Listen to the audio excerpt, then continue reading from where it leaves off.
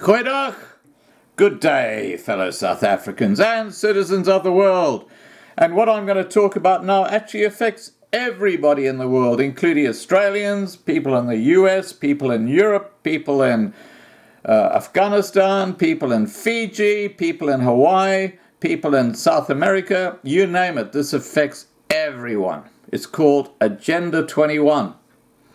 And I have to thank SA for sending me this info. He says, "Dear Scott, I'm one of the subscribers and I'm thrilled and impressed as to how your little YouTube channel has grown in numbers and the videos have grown in scope and topic.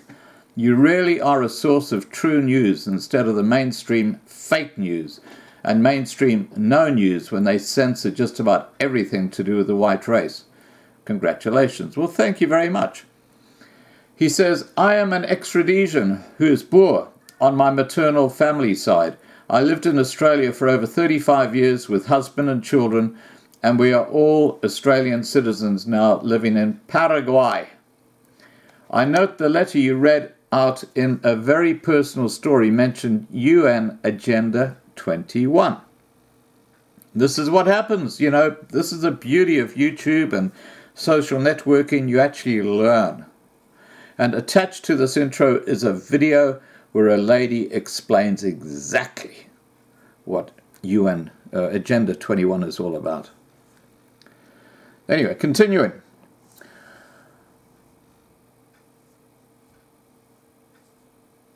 I note the letter you read out in a very personal story mentions UN Agenda 21. This is an agenda I and my family, when living in Queensland, reached into deeply. Quite difficult as the local councils hide the info by splitting it into disconnected parts. For your information, as it affects you personally, the Honourable Anne Bresington, then an independent, a senator in the South Australian Parliament, gave a public talk exposing UN Agenda 21.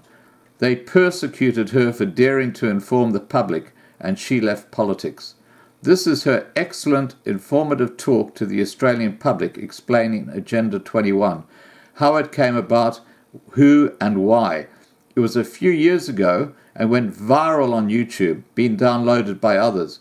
You will note the Australian farmers were already, and still are, getting the brunt of this Agenda 21. We saw this with our local farmers. We lived in the country, in the hinterland, behind Cairns." And then she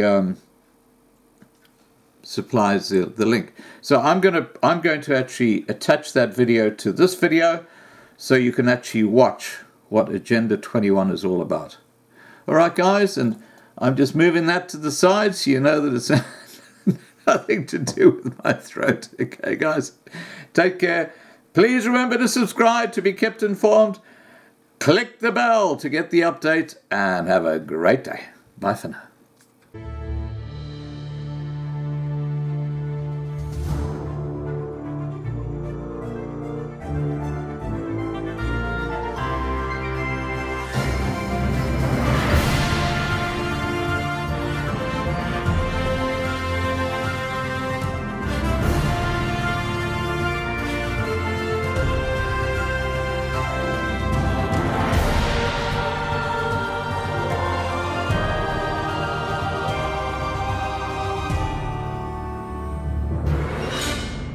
Is that Peter and members of Flag Australia and myself are hearing on a regular basis about the pressure that our farmers and food producers are under. But let me just make the point that these policies come from a faraway place. And you're going to have to bear with me now for a few minutes while I read my speech, and I will read it because otherwise I'll be up here for hours. I get a bit carried away with this, so I've contained it to as smaller speech as I can do. But we are in trouble, and we all need to pull together on this. And first of all, I'd just like to thank people who have been supporting Flag Australia in their push to get this word out there. At Leon Biner on his Don't Sell Australia short Facebook campaign, who has now over 7,500 members, all concerned about the same thing. Sean Perry from 5AA Talkback, who has allowed Peter and myself many times to go on there for hours at a time to get these issues aired and discussed. And we'll actually be having Lord Monckton on there tomorrow night from 7 o'clock till midnight, so that people can ring in, ask questions and have a discussion about this. So 5AA have been behind us, which is great. And also the Southern Argus newspaper. They have been so supportive of getting the message out there of the stress that our primary producers are under, and we really can't thank all of those people enough. So now I'll start to read. Again, thank you all for coming here today. I also thank the many people behind the scenes who have helped to educate me on the global issues and how they are being implemented at a state level so that I can be an effective elected member of your parliament. And while I'm speaking to you today, I'm going to quote a number of people from various influential positions on the international stage, and I'll leave it with you to make up your mind if you want to continue to head in the direction that we're going. I first stumbled across Agenda 21 in about 2008, and quite frankly my first reaction was to dismiss what I was reading, because I didn't believe that any government in Australia would take us down this road. Then I began to see a legislative pattern emerging in Parliament which concerned me greatly, and I also started to see the tenor of legislation that we were passing. I did air those concerns in Parliament and it was dismissed and ignored. The words Agenda 21, ladies and gentlemen, were never meant to be spoken. And if they were, then of course it would be dismissed as a conspiracy theory. Because if people knew Agenda 21 and what it stood for, there's plenty of information out there where they could actually learn what the end game was, and governments didn't want that to be known. My dad always said to me that people only lie for two reasons. One reason is because you're ashamed of what you're doing, and the second reason is that you don't want people to be warned just before you screw them. And I honestly believe that these secrets have been, thank you, that these secrets have been kept for both of those reasons. Ladies and gentlemen, the origins of the environmental movement as we see it began back in 1968 when the Club of Rome was formed. The Club of Rome has been described as a crisis think tank which specialises in crisis creation. The main purpose of this think tank was to formulate a crisis that would unite the world and condition us to the idea of global solutions to local problems. In a document called The First Global Revolution, authored by Alexander King and Bertrand Schneider, on pages 104 and 105, it stated, "In searching for a new enemy to unite us, we came up with the idea that pollution, the threat of global warming, water shortages, famine and the like would fit the bill. All these dangers, of course, will be caused by human intervention that will require a global response." That's the origin of global warming, ladies and gentlemen. In 1975, Australia agreed to bring in a new economic order via the Lima Declaration on the Second Conference of the United Nations Industrial Development Organisation. The outcome of this was, as I said, the Lima Declaration, which was the blueprint for the redeployment of tools, jobs and manufacturing to the developing nations, leaving countries like Australia short of technology, a manufacturing base and jobs. Blind Freddie can now see what the outcome of that has been for our country, with their unworkable trade and tariffs agreements hand in hand with this that have followed as a matter of course. This is now a reality, with around 90% of our agriculture and manufacturing just gone. Australia signed the Lima Declaration and hundreds of others with the support of all major political players: Whitlam, Fraser, Hawke, Keating, Hewson, Howard, Rudd, the Democrats, the Greens, and even the Nationals. It has been put to me that all of these treaties were the foundation for the rollout of Agenda 21, and it seems that Australia has been moved around the global chessboard, and our so-called leaders were either complicit or naive to the long-term consequences. And now we're almost at checkmate.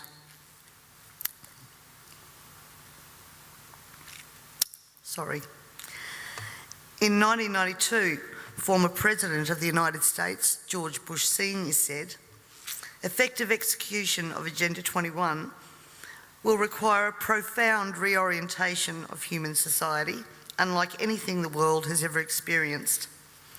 A major shift in the priorities of both governments and individuals, and an unprecedented redeployment of human and financial resources. This shift will demand that a concern for the environmental consequences of every human action will be integrated into individual and collective decision-making at every level." Cutting through the code, I want everyone to consider what the words "profound reorientation of all human society" and "unprecedented redeployment of human and financial resources" actually means. For everyone here tonight not familiar with Agenda 21, I would suggest that this is the beginning of your learning curve, not the end. In 1992, Maurice Strong, Secretary General of the UN Earth Summit and member of the Club of Rome, said, "It is clear that current lifestyles and consumption patterns of the affluent middle class, involving high meat intake, consumption of large amounts of frozen and convenience foods, use of fossil fuels, ownership of motor vehicles, small electrical appliances, home and workplace air conditioning, and suburban housing are not sustainable." Put those statements together with the previous one, and it must become clear that Agenda 21 is about controlling every aspect of our lives: how we eat, what we eat, how much we eat, how we move around, food production, the amount of food, and where we even live. Dixie Ray, former Washington State Governor and Assistant Secretary for Oceans and International Environmental and Scientific Affairs, stated, "Agenda 21 seeks to establish a mechanism for transferring the wealth from citizens to the third world. Fear of environmental crisis would be used to create a world government and UN central direction." From a report in the 1976 UN's Habitat 1 conference, land cannot be treated as an ordinary asset, controlled by individuals and subject to the pressures and inefficiencies of the market. Private land ownership is also a principal instrument of accumulation and concentration of wealth, therefore contributes to social injustice. In other words, ladies and gentlemen, if you work hard and you exercise good financial management and invest in property, you are contributing to social injustice. In a report from the President's Council on Sustainable Development, we need a new collaborative decision process that leads to better decisions, more rapid change, and more sensible use of human, natural, and financial resources in achieving our goals. And at the same time, Harvey Reuven, Vice Chair of the Wildlands Project, says individual rights will have to take a back seat to the collective. J. Gary Lawrence, advisor to President Clinton's Council on Sustainable Development, participating in a UN advocated planning process would very likely bring out many of the conspiracy fixated groups and individuals in our society, and here we are. This segment of our society, who fear one world government and UN invasion, through which our individual freedoms will be stripped away, would actively work to defeat any elected official who joined the conspiracy by undertaking Agenda 21. So we will call our process something else. We will call it comprehensive planning, or growth management, or smart growth.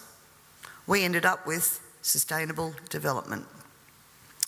The redeployment of human and financial resources has now become visible to us all via the cut to services and programs to assist the sick, the young, the elderly, and of course the creation of another level of poverty now identified by the term the working poor. I was speaking to a person last week and he said to me, if Hitler was still around, he'd be sitting back thinking, I didn't need bullets for a global takeover. And he'd be right. We see daily cash grabbing via new taxes called levies, supposedly because we are cash strapped in this state, and at the same time see big project spending that does not fit with the message that we're in financial crisis. But we the people have to tighten our belt, while the government seems absolutely unaware and unconcerned of the amount of debt that it is accumulating. This in turn means that taxes, levies, fines and other penalties increase, as well as the cost of living rising exponentially, and the ordinary citizen's ability to exist well is compromised with almost every law that we pass. We're constantly paying for so-called services that we don't receive. This is wealth redistribution at the grassroots level, redeployment of financial resources, ensuring only hardship for the citizens who just really want to get on with their lives. The Parliament has also ventured into the rights of people to own and retain their property and manage it without government interference. In particular, the laws around, as Peter said, water allocation, natural resource management, the Native Vegetation Act, Development and Planning Act, which are all equally toxic to our food producers as they are to our long-term security, we city dwellers. Everyone needs to remember, we all pay a natural resource management levy on our tax rates. So this is not just going to affect the food producers. The intrusions into our property that Peter was talking about that land producers are going through will roll out into the suburbs and into the city because they have the authority to do that.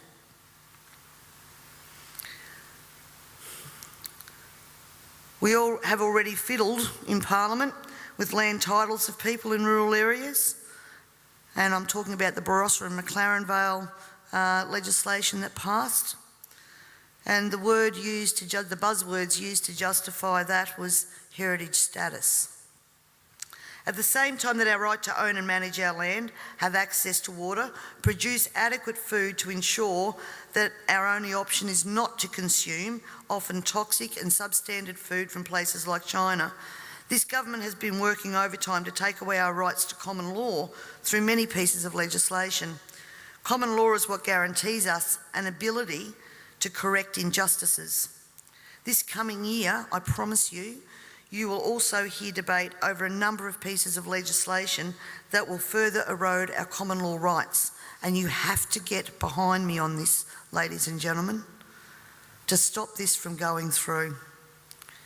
As Agenda 21 became more and more apparent to me, I began using the line in Parliament that government was now declaring war on its own citizens. And that goes back as far as 2008. This, of course, led me to being labelled a conspiracy theorist. But here we are now, openly talking about Agenda 21 and the ramifications we will see in a short period of time if this is not stopped in its tracks.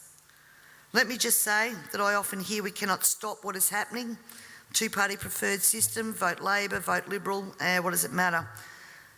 And in fact, that's probably true for the House of Assembly, because that's where government's formed.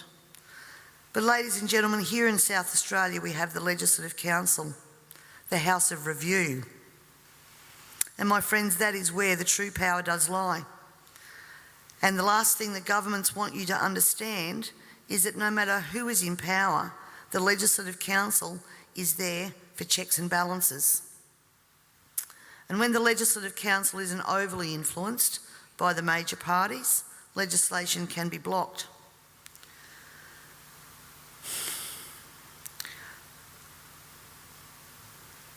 Remember, on most of these policies that I've spoken about here today, there has been bipartisan support for everything that has gone through. When the major parties join together, then the crossbenchers and minor parties, basically our vote is null and void. The way to avoid that is to make sure that when the major parties do join together, they don't have the numbers. For way too long now, we the people have been asleep at the wheel, and it is time to wake up and participate in the democratic process. And to do that, you need to understand the parliamentary and political system that you are trying to rein in.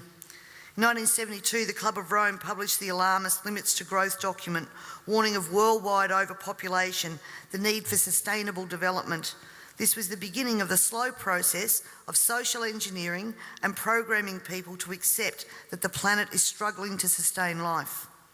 On the 8th of October 1973, the New York Times reported a quote from Ted Turner, also Club of Rome: "The social experiment in China under Chairman Mao's leadership is one of the most important and successful in human history." In 1987, Mikhail Gorbachev, also a member of Club of Rome, said, "We are moving toward a new world order, the world of communism, and we shall never turn off that road." He also quoted in 1996 Monetary and Economic Review on page 5, "The environmental crisis will be the international disaster that will unlock the new world order, one world government." In 1992 came the Earth Summit, which produced the document called the Earth Charter. This document was co-written by Maurice Strong, long-time globalist, elitist, member of Club of Rome, and Mikhail Gorbachev. Both Strong and Gorbachev stated that it was hoped that this document would be adopted as the new 10 Commandments, with environmentalism as the new one world religion. Out of this summit came Agenda 21. Ted Turner, who was also a member of the Club of Rome, was quoted as saying in 1996, "The total population of 250 to 300 million people is ideal. That means a reduction of 95% from present levels would be even more ideal. Anyone who abhors the China one-child policy is simply a dum-dum." In 1998, the Baltimore Sun reported on July the 7th, most of Ted Turner's first donation to the UN of $22 million went to programs that seek to stall population. Another goal of the depopulation process is that the upcoming generation will submit to sterilisation to save Mother Earth.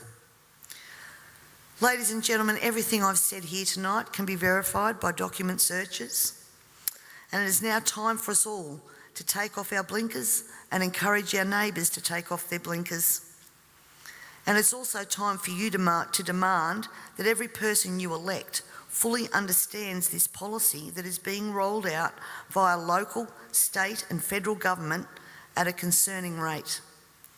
We're not talking about decades, we're talking about only years before this is fully implemented. And every day another law is passed, is introduced to produce the end game of Agenda 21 being fully implemented. So the question that Lord Monckton asks, carbon tax, climate change and Agenda 21, can democracy survive all three? Needs to be answered, and answered now. And you need to find out from your elected members what they know of Agenda 21, and if they don't know it, educate them. And if they don't know it, then push them to understand what they are voting on in Parliament, because this is crossroads. I thank you all very much for your time and for your attention, and I would now like to take the opportunity to introduce Lord Christopher Monckton. Thank you.